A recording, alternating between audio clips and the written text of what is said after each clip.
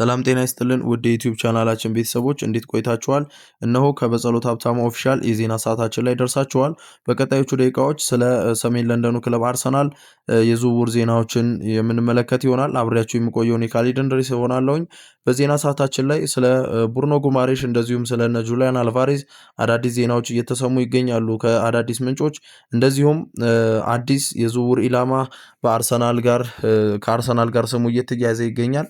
የማንቸስተር ሲቲው ተከላካይ የጆን ስቶንስ ስሙ ከአርሰናል ጋር እየተያያዘ ይገኛል። ጆን ስቶንስ እና አርሰናል ምን አገናኛቸው የሚለውንም አብራችሁን የምትቆዩ ከሆነ በዜና ሰዓታችን የምትመለከቱት ይሆናል። በዛሬው ዜና ሰዓታችን ላይ የሶስቱን ዋና ዋና ከአርሰናል ጋር ስማቸው እየተያያዘ የሚገኙ ተጫዋቾችን የዝውውር ዜና ወደ እናንተ የምናቀርብ ይሆናል። ለዩቲዩብ ቻናላችን አዲስ ከሆናችሁ ሰብስክራይብ ያደረጋችሁ የደወል ምልክቷን በመጫን ቤተሰብ መሆናችሁን አረጋግጡ። ቀጥታ ወደ ዜና ዘገባችን የምናልፍ ይሆናል።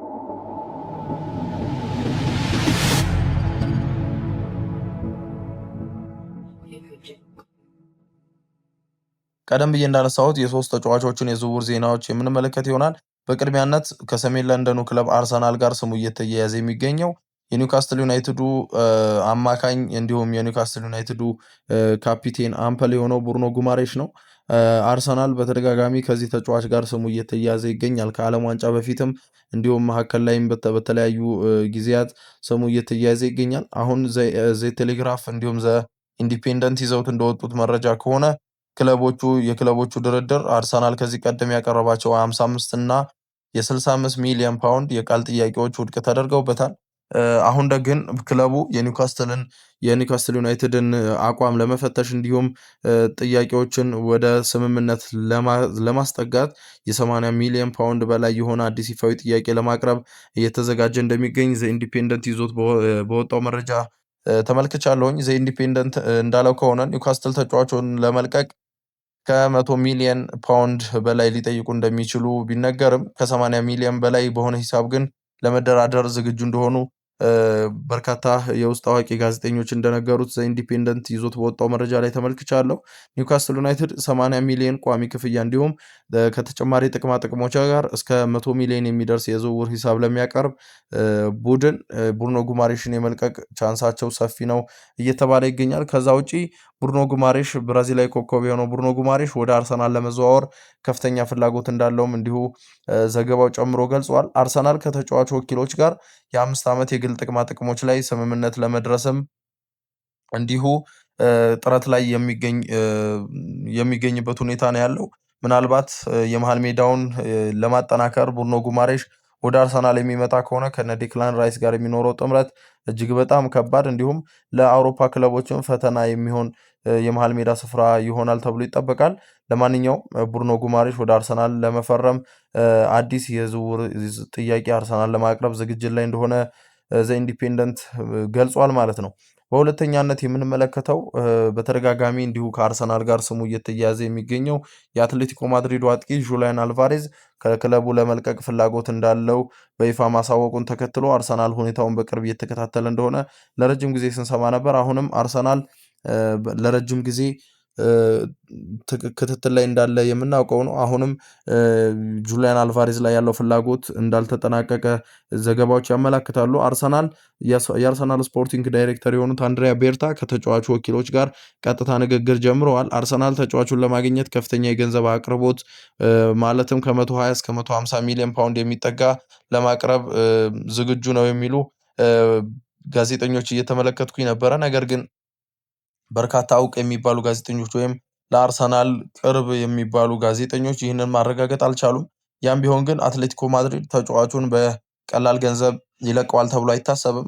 ቢያንስ ከ100 እስከ 120 ሚሊዮን ይጠይቅበታል ተብሎ ይታሰባል። ዝውውሩንም ይህ የገንዘብ ሁኔታ ውስብስብ ሊያደርገው ይችላል። ወደፊት የምንመለከተው ይሆናል። በዚህ ዝውውር ላይ ግን የዛው የስፔኑ ክለብ የሆነው ባርሰሎና ከፍተኛ ተፎካካሪ ሆኖ አርሰናል ላይ ቀርቧል። የአልቫሬዝ ዋነኛ ምርጫ ወደ ስፔኑ ክለብ ባርሰሎና መዘዋወር ነው። ሆኖም አትሌቲኮ ማድሪድ ባርሰሎና ያቀረበውን 100 ሚሊዮን ጥያቄ ውድቅ ማድረጉና ለቀጥታ የላሊጋ ተቀናቃኙ መሸጥ አለመፈለጉ ለአርሰናል ትልቅ እድል ሰጥቷል። አትሌቲኮዎች ለተቀናቃኞቻቸው ላለመሸጥ ለስፔን ክለቦች የ500 ሚሊዮን የውል ማፍረሻ እንዲከፍሉ እያስገደዱ ሲሆን ለአርሰናል ግን ተለዋጭ የዝውውር ሂሳብ ሊቀበሉ እንደሚችሉ ፍንጭ የሰጡበት ሁኔታ ነው ያለው። ለእንግሊዝ ክለብ የመሸጥ ፍላጎት ሊኖራቸው ይችላል። ነገር ግን ለስፔን ክለቦች ለመሸጥ ያላቸው ፍላጎት ከጊዜ ወደ ጊዜ እየተቀዛቀዘ እንዲሁም በርካታ ገንዘቦችን እየጠሩ ይገኛሉ። ይህንን ድንቅ የአርጀንቲናዊ አጥቂ ለመሸጥ ማለት ነው። አርሰናል ይህንን አጥቂ የሚያገኝ ከሆነ እንዲሁም ቀደም ብለን ያነሳነውን ብሩኖ ጉማሬሽንም የሚያገኝበት ሁኔታ የሚፈጠር ከሆነ እጅግ በጣም አስፈሪ ቡድን ለመገንባት ሚኬል አርቴታ እድል የሚያገኙበት ሁኔታዎች ይፈጠራሉ።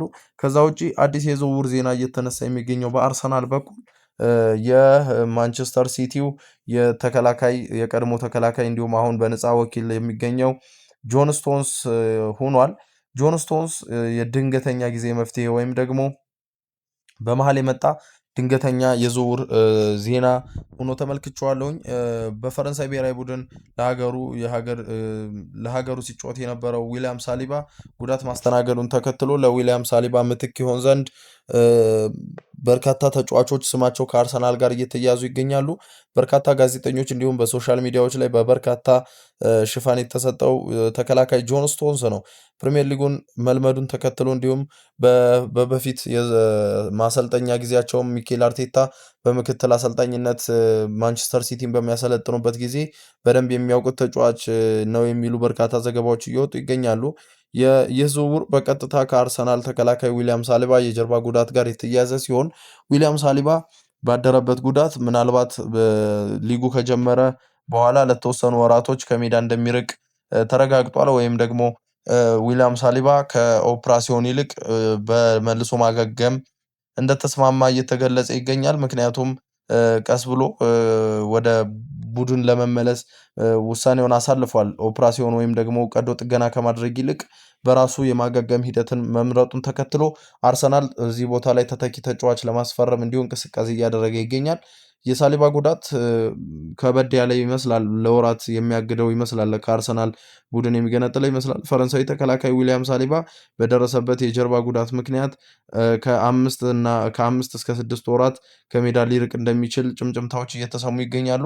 ምናልባት ከዚህም ባነሰ ጊዜ ውስጥ ወደ ሜዳ ሊመለስ ይችላል። ነገር ግን ሙሉ ለሙሉ ፊት እንዲሆን እንዲሁም አመቱን ጉዳት እንዳያስቸግረው በደንብ የማገገም ሂደቱ 5 ወር ወይም 6 ወር ሊፈጅ እንደሚችል ባለሙያዎቹ እየገለጹ ይገኛል። አርሰናል የኋላ ክፍል አደጋ እንዳይጋለጥ እንዲሁም ክለቡ በአስቸኳይ ምትክ እንዲፈልግ ንግግሮች ተደርገዋል። አርሰናልም ዋነኛ ምትክ አድርጎ ያቀረበው የጆን ስቶንስን ሁኔታ ነው።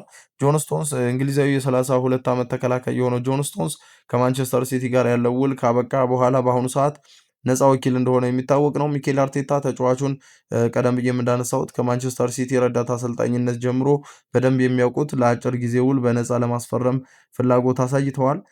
ነገር ግን ተጫዋቹ ነፃ ወኪል መሆኑ ለአርሰናል መልካም ቢሆንም የለንደኑ ተቀናቃኝ ክለብ የሆነው ቼልሲ ተጫዋቹን ለማስፈረም ይፋዊ ንግግር በመጀመር ቀዳሚነቱን ለመውሰድ እየተጫረተ ይገኛል። በተጨማሪም ተጫዋቹ የተደጋጋሚ የጉዳት ታሪክ የአርሰናልን የዝውውር እቅዶች እንትን እያለ ይገኛል፣ እያደናገራቸው ይገኛል። የተወሰነው የአርሰናል የስፖርቲንግ ዳይሬክተር ክፍል ይህ ተጫዋች ቢፈርም ይሻላል የሚል አለ። ከዛ ውጭ ደግሞ በጉዳቱ ምክንያት አርሰናል ላይ ቢመጣ ጉዳት ሊያስቸግረው ይችላል። ሁለት ተጫዋቾችን በጉዳት ማጣት ከባድ ሊሆን ስለሚችል ምናልባት የጉዳት ሪከርድ የሌለበት ምትክ ተጫዋች ብናመጣ የተሻለ ነው የሚሉ በርካታ ሀሳቦችን እያነሱ ይገኛሉ። ለማንኛውም አርሰናል በስፋት ከስሙ እየተያዘባቸው የሚገኙ ዋና 3 ተጫዋቾች እኒህን ይመስላሉ። የዜና ዘገባውን ለማጠናከር ስካይ ስፖርትን፣ ዘ ኢንዲፔንደንት እንዲሁም ዘ ቴሌግራፍን እንደ ማጣቀሻ እንደ ዘገባ ምንጭ አድርገን ተጠቅመናል። ከዜናው ሰዓት ጋር አብሬያችሁ የነበርኩት እኔ ካሊድ እንድሪስ ነበርኩኝ። የዜና ሰዓታችን ከተመቻችሁ ላይክ በማድረግ እንዲሁም ሰብስክራይብ በማድረግ አብሮነታችሁን አሳዩን። እናንተስ ከ3ቱ ተጫዋቾች ወደ አርሰናል ቢመጣ የትኛው ለአርሰናል ጥቅም ይኖረዋል? ኮመንት ሴክሽኑ ለእናንተ ክፍት ነው። ሁልጊዜም ኮሜንት ሴክሽኑ ለእናንተ ክፍት መሆኑን ተከትሎ እየገባችሁ ሀሳብ አስተያየታችሁን አጋሩን። በቀጣይ የዜና ሰዓታችን እንዲሁም የትንታኔ ሰዓታችን እስክንመለስ ድረስ ቸር ቆዩ።